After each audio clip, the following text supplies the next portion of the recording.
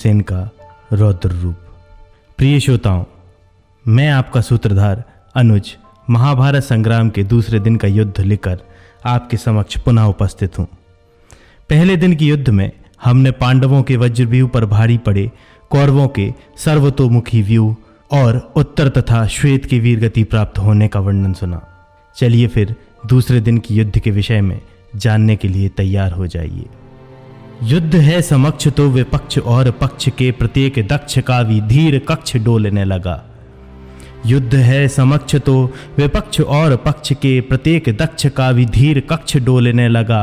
देख दशा द्रौपदी की वीर पुत्र पांडवों की धमनियों में बूंद बूंद रक्त खौलने लगा। पांचजन्य की सुनी जो गूंज ले भुजाओं में हर एक वीर अस्त्र और शस्त्र तोलने लगा। धड़ गिरे विशाल हो बेहाल देख के कपाल, काल भी तो जय जय महाकाल बोलने लगा। राहुल शर्मा ने महाभारत युद्ध का जो वर्णन इन 4 पंक्तियों में किया, ठीक वैसा ही दृश्य महाभारत युद्ध के दूसरे दिन बनने को तैयार था। युद्ध के पहले दिन अपने 2 शूरवीर योद्धाओं की वीरगति का दुख युधिष्ठिर को सता रहा था, इसलिए इस बार उन्होंने स्वयं व्यूह रचना का कार्यभार संभाला। युद्ध के पूर्व धृष्टद्युम्न को युधिष्ठिर के क्रौंचारुण या क्रौंच व्यूह रचना का नेतृत्व करने का कार्यभार सौंपा गया। इस व्यूह का प्रयोग देवासुर संग्राम के दौरान बृहस्पति के निर्देशानुसार इंद्र ने किया था। प्रातःकाल सूर्योदय के पूर्व ही धृष्टद्युम्न ने समस्त सेनाओं का व्यूह निर्माण किया, जिसमें सबसे आगे अर्जुन खड़े थे। व्यूह में क्रौंच पक्षी के सिर के स्थान पर द्रुपद खड़े हुए, कुंती भोज और दृष्टकेतु नेत्रों के स्थान पर, दाशार्णक, प्रभद्रक, अनुपक और किरातगण गर्दन के स्थान पर, पट्टचर, पौंड्र, पौरव और राजा युधिष्ठिर पृष्ठभाग में, भीमसेन और धृष्टद्युम्न पक्षी के पंखों के स्थान पर, अभिमन्यु और सात्विकी के साथ जनपद राजा दाहिने पंख का आश्रय लेकर खड़े हुए एवं नकुल और सहदेव के साथ शेष जनपद राजा बाएं पंख का आश्रय लेकर खड़े हुए। इस तरह पंख भाग में 10,000, सिर भाग में 1,00,000, पृष्ठ भाग में 10,20,000, गर्दन में 1,70,000 रथ मौजूद थे। पूरी सेना दूसरे दिन की युद्ध के लिए तैयार थी। पांडव पक्ष अपने 2 शूरवीर योद्धाओं के वध के प्रतिशोध में बौखलाहट से नहीं भरा था, बल्कि पूरी चेतनता के साथ युद्ध में तैयार खड़ा था। इसके प्रत्युत्तर के लिए दुर्योधन ने पुनः कुछ महारथियों को भीष्म की रक्षा हेतु नियुक्त किया और भीष्म ने पुनः सर्वतोमुखी या सर्वतोभद्र व्यूह का निर्माण किया। युद्ध के पहले दिन कौरव पक्ष का पलड़ा भारी था, इसलिए भीष्म ने रणनीति में बदलाव किए बिना ही युद्ध क्षेत्र में उतरना बेहतर समझा। भीष्म पांडवों को युद्ध में हराने के लिए पूरी तरह से तैयार थे। उन्होंने अर्जुन को नाको चने चबाने की शपथ ली थी। बिंदु शर्मा ने अपने कवित्व में इसका सुंदर चित्रण किया है। जो पे वीर पारथ को रथ न मिलाऊं धूरी, तो पे कुरुवंशन को अंश ही न जानियो। जो पे वीर पारथ को रथ न मिलाऊं धूरी, तो पे भी कुरुवंशन को अंश ही न जानियो। जो पे मेरे बाण पांडवन के न भेदे प्राण, तो पे के ही कायर प्रमाण ही बखानियो। बिंदु कवि ये हो या महारथी के सारथी जो, तुम ही महारथ है जंग रंग ठानियो। जो पे ब्रजराज तुम्हें शस्त्र ना गहाऊं आज, तो पे मोहे शांतनु को तस ही न जानियो। दोनों ओर के योद्धाओं ने अपने अपने शंखनाद करके युद्ध आरंभ की घोषणा की। दोनों ओर की सेनाएं अपने अपने व्यूह का पालन करके आगे बढ़ने लगीं। अस्त्रों में अस्त्र, शस्त्रों में शस्त्र, पशुओं में पशु, इंसानों में इंसान ऐसे टकरा कर मिल रहे थे जैसे 2 नदियों का संगम हो रहा हो। और जब भी 2 वेगवान धाराएं आपस में टकराती हैं तो दृश्य धूमिल हो उठता है। महाभारत युद्ध के दूसरे दिन भीष्म के नेतृत्व में कौरव सेना ने पांडवों पर जोरदार आक्रमण किया, जिससे पांडव सेना तितर बितर हो गई। भीष्म आज पुनः पांडव सेना पर मृत्यु बनकर बरस पड़े थे, लेकिन आज इस विध्वंस को रोकने का बेड़ा स्वयं अर्जुन ने उठाया था। पितामह भीष्म को देखकर अर्जुन के कहने पर श्री कृष्ण उनके रथ को भीष्म के सामने ले गए। अर्जुन को भीष्म की ओर आता देखकर भीष्म तथा उनके चारों ओर उपस्थित योद्धा द्रोण, कृपाचार्य, दुर्योधन, शल्य, जयद्रथ, शकुनी तथा विकर्ण ने एक साथ अर्जुन पर धावा बोल दिया। उन्होंने क्रमशः 77, 25, 50, 64, 9, 5 और 10 बाणों से अर्जुन पर आक्रमण किया। अर्जुन अपने ऊपर हुए इस आक्रमण से लेशमात्र भी नहीं डोला। उसने प्रत्युत्तर में अपने सभी विरोधी योद्धाओं को बींध डाला। अब तक अर्जुन की रक्षा हेतु भी कई योद्धा जैसे सात्विकी, विराट, धृष्टद्युम्न, अभिमन्यु और द्रौपदी के 5 पुत्र वहां पहुंच चुके थे। अब शेष योद्धा आपस में भिड़ गए और भीम तथा अर्जुन का आमना सामना होने को था। धरती को आकाश से मिला देने वाले 2 चक्रवात आपस में भिड़ने वाले थे। इन दोनों ही योद्धाओं के कौशल पर प्रश्न चिन्ह नहीं लगाया जा सकता था।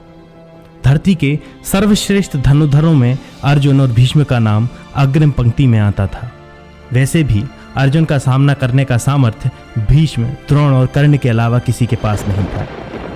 भीष्म साक्षात यमराज की तरह पांडव सेना को काट रहे थे। भीष्म प्रथम दिन की ही भांति पांडव सेना का काल भनकर रणभूमि में उतरे थे, लेकिन उनका सामना करने अर्जुन अब उपस्थित हो चुका था। अर्जुन और भीष्म का भयंकर युद्ध छिड़ गया। सव्यसाची अर्जुन कई सहस्त्र बाणों से भीष्म पर प्रहार करने लगा, लेकिन भीष्म भी पीछे हटने वालों में से नहीं थे। कई बाणों से बिंध जाने के बाद भी भीष्म प्रत्युत्तर हेतु तैयार थे। दोनों वीर योद्धाओं के बाणों की वर्षा से सूर्य का प्रकाश उस क्षेत्र में बाधित हो गया। दोनों के बाण आपस में टकराकर धरती पर मोटी परत बनाते हुए इकट्ठा होने लगे। भीष्म द्वारा अर्जुन और कृष्ण को कई बार घायल किया गया। अपने सारथी श्री कृष्ण को घायल देखकर अर्जुन कुपित हो उठा और उसने भीष्म के सारथी को घायल कर दिया। दोनों पक्ष एक दूसरे के हमलों की कमी को क्षण भर में ही भांपकर उन्हें ध्वस्त करते जा रहे थे।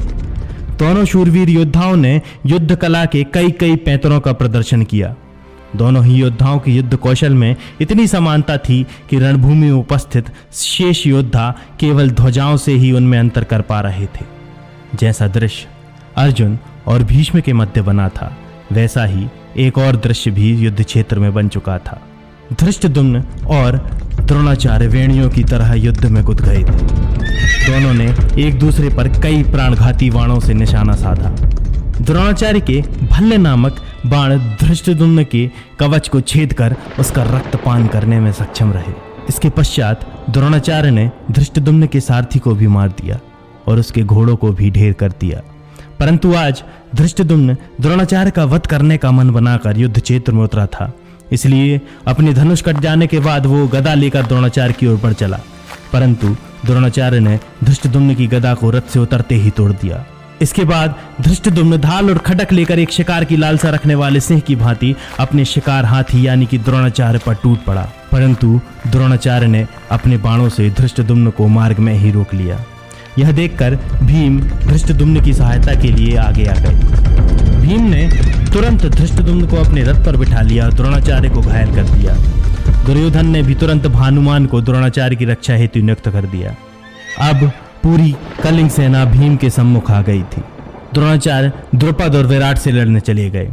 युद्ध के दूसरे दिन भी महाबली भीम अपने युद्ध कौशल के प्रदर्शन के लिए तैयार थे। कलिंगराज श्रोतायु के अलावा निषाद राज केतुमान भी भीम से युद्ध करने हेतु तत्पर था। श्रोतायु भीम से लोहा लेने आगे बढ़ चला। भीमसेन इस भांति युद्ध कर रहा था जैसे दैत्य सेना के विरुद्ध देवराज इंद्र ने किया था। इसका परिणाम ये हुआ कि भीम ने सहस्त्रों कलिंग और निषाद मार गिराए। जिस तरह बाज अपने शिकार पर दृष्टि गड़ाकर उसके प्राण हर लेता है, वैसे ही भीमसेन विपक्ष के योद्धाओं के प्राण ले रहा था। धृष्टद्युम्न नए रथ में सवार होकर भीमसेन का यह रौद्र रूप देखकर गदगद हो गया। भीम ने इतने योद्धाओं को मृत्यु के घाट उतारा था कि वहां रक्त की एक नदी प्रवाहित होने लगी थी। यह देखकर भीष्म अर्जुन से लड़ना छोड़ भीम की ओर बढ़े। भीमसेन ने अपनी गदा उठाई और भीष्म की ओर बढ़कर धावा बोल दिया। भीमसेन की सहायता हेतु सात्विकी ने भीष्म के सारथी को अपने सहायक बाण से मार गिराया। सारथी के मारे जाने के बाद भीष्म घोड़ों पर सवार होकर रणभूमि से बाहर हो गए, जिससे पांडव सेना में उत्साह का संचार हुआ। युद्ध का समय अंत की ओर पहुंच चुका था। दुर्योधन पुत्र लक्ष्मण और अभिमन्यु के बीच भीषण युद्ध छिड़ा। दूसरी ओर अर्जुन भी काल की भांति कौरव सेना पर हाहाकार मचा रहा था। संध्या हो गई थी। दोनों ओर के सेनापतियों ने युद्ध बंद होने का शंख बजाया। दूसरे दिन कौरवों को हानि उठानी पड़ी और पांडव पक्ष प्रबल रहा। अच्युतानंद मिश्र की कलम से अर्जुन न्याय के लिए लड़ता है।